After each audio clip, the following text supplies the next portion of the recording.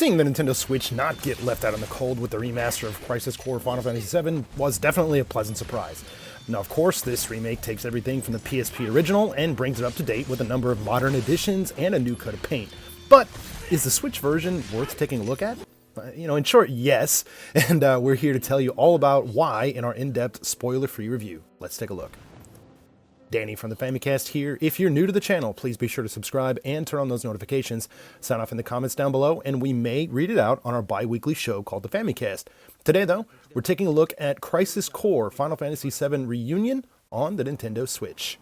Now, given the serious tone of Final Fantasy VII, the story of Crisis Core does seem to start out on a somewhat lighter note than its predecessor. Now, just in case you were unaware, Crisis Core puts players into the role of Zack Flair as he works his way up the ranks of soldier and deals with a myriad of complicated problems along the way. Now, I'm not going to spoil the story or anything like that, but I will say I did like what was being told here. I thought it was interesting to see Jack change and kind of mature over the course of the story. Now, not only that, but throughout this whole experience, you'll also encounter a lot of familiar faces, so that was pretty nice. Now, while some of the dialogue here might not be to everybody's liking, I did think it could be a little bit stiff sometimes. I think the story here is something that fans of the original Final Fantasy VII should play through. Now, for me, I never played Crisis Core on the PSP, so this is pretty cool to be able to see this part of the story all these years later. Crisis Core features 300 missions that can be tackled throughout the entire experience. Now, while going through all these isn't necessary to complete the game, there are a number of items, equipment, materia, and summons that can help throughout the journey. Now, given the portable heritage of Crisis Core, these are typically pretty short and can be completed in something like 5 minutes or less for the most part here. Now, each of these have some kind of like a story element tied to them too, but by and large are pretty similar when it kind of boils down to it. Zack is placed on a map and tasked with optionally collecting treasure and then taking out an enemy. You'll need to go through these if you want to level up Zack and or your materia here too. Now, overall, I found the missions to be a lot of fun and a perfect fit to jump in and play for both long and short gameplay sessions. Gameplay in Reunion appears to be a pretty straightforward action RPG affair, but there are some additional wrinkles thrown in. Now, just for the basic controls here, Y is assigned as your attack, B is used as dodge, and R is used as guard. Now, if you're holding the L button, this allows to use materia, which you can assign to the face buttons, or R and ZR. Of course, you'll have to keep an eye on your HP, MP, and AP here while all this is going on. Just for a little bit of clarity there, everybody knows what HP is. I'm pretty sure you know what MP is, but AP is the yellow materia. It's ability points, so you'll need this to use those attacks. One really interesting thing here as well, basically, if you're stringing your AP attacks together with physical attacks, you also kind of grant some extra damage to be doled out on enemies if you're doing this efficiently. I think this aspect can be a little bit challenging at first, but once you get used to it, you'll be dealing out extra damage to enemies in no time. Now, one nice touch to the combat here are the tells from enemies. So right before they wind up for an attack, a red bar will kind of like appear over the enemy. Now, this is your sign to either dodge or block. I found this to be a great addition that kind of makes the combat a little bit easier and a little bit just easier to see like what the enemies are going to be doing. Now, overall, things here are a little bit complicated with combat, but I think the battles feel pretty fluid, fair, and most importantly, fun. Now, relatively early on in the game, in basically like Chapter 3, the early parts of Chapter 3, players are given something that's called result bonuses. Now, these essentially reward you for doing well in battle. Now, for example, not taking any damage, or ending an encounter with like a magic ability, or a magic attack, or something like this. If you do these type of things, these will be granted. Now, bonuses will do things like refill HP, MP, and or AP meters after the battle, and they can even be used to like kind of exceed your current meters. So like you can have more HP than what your character should have, or more MP than what your character should have. Yeah, simply put, if you're good at combat, you'll be rewarded for it, which I found quite satisfying.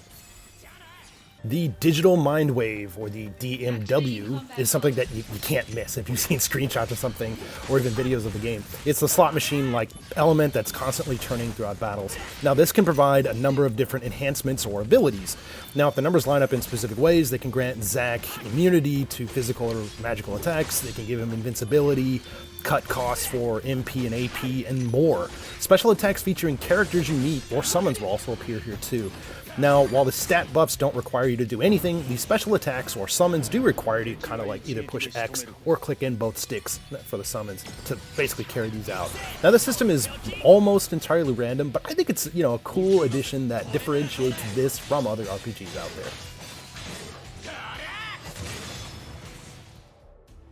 Of course, being an RPG, albeit a very action-oriented one, a leveling system is also here too. However, it's not quite as straightforward as what you would find in other RPGs. Now, experience points are basically hidden from the player, making it difficult to kind of gauge when Zack will level up next. This might seem like a big deal, but concentrating on materia and just overall loadouts are definitely more important in giving you the edge on the battlefield. So that's something to keep in mind when you're playing this game.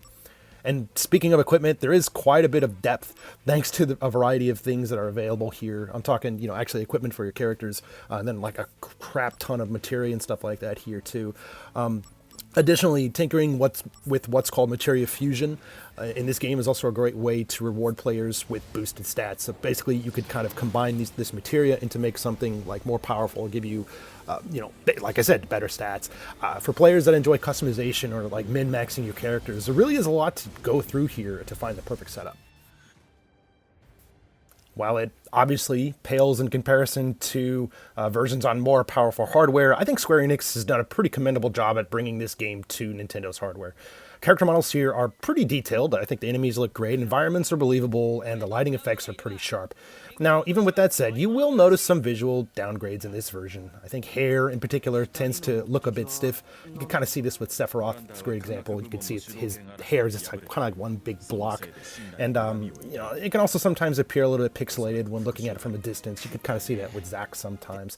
Now, while I did say that I think environments do look pretty nice overall, sometimes, background textures can take a little bit of time to load up. The levels themselves are actually quite small here as well, and broken up into very linear paths. This is like a leftover from the original PSP game. Not a big deal, but you know, you will notice these type of things. Now, it should be noted that the Switch version of the game is locked to 720p 30 frames per second in both docked and handheld mode. Now, despite this, I think the game still looks and plays smoothly, and very rarely did I encounter any issues with frame rate drops or anything like that. Now, this can be said for both playing in handheld and docked. You know, in my time with the game, I had kind of like a basically 50-50 split when it comes to playing, you know, in handheld and both in docked. Now, of course, visual issues are more noticeable on the big screen, but things still look pretty good regardless of your preferred method of play. Now, of course, I think we all know this, Final Fantasy titles really bring it when it comes to audio, and things are no different with Crisis Core. The music here is fantastic, and pretty much everything is voice acted here as well, and I think it's more or less fine. You know, there can be some instances with flat delivery here and there, but, you know, I think that regardless of that, it's still pretty great with what they were able to pull off here. Crisis Core Reunion is a fun game that I think is a perfect addition to the Switch RPG library. Now, missions and story chapters are compact and save points are plentiful, making this perfect to play on the go or on the big screen if you want to. Gameplay may seem shallow a little bit from the outside, however, I feel it offers quite a bit of depth. Now, whether you're looking to blast through this Final Fantasy side story with just the, you know, the story mode or the chapters and stuff like that, or go hard, spending dozens of hours trying to experience everything the game has to offer, Crisis Core Final Fantasy VIi Reunion, it's a lot of fun. It'll be a bit of a downgrade compared to versions on more powerful hardware, visually, of course. However, the game performs admirably on the Nintendo Switch. As always, thank you guys for checking out this video. If you like what you see, please feel free to drop this one a like. If you're new to the channel, please be sure to subscribe. We've got tons of podcasts, video reviews, looks at Japan-only games and merch, and a whole lot more. Again, this is Danny from the Famicast. Thanks for watching, and we'll catch you later.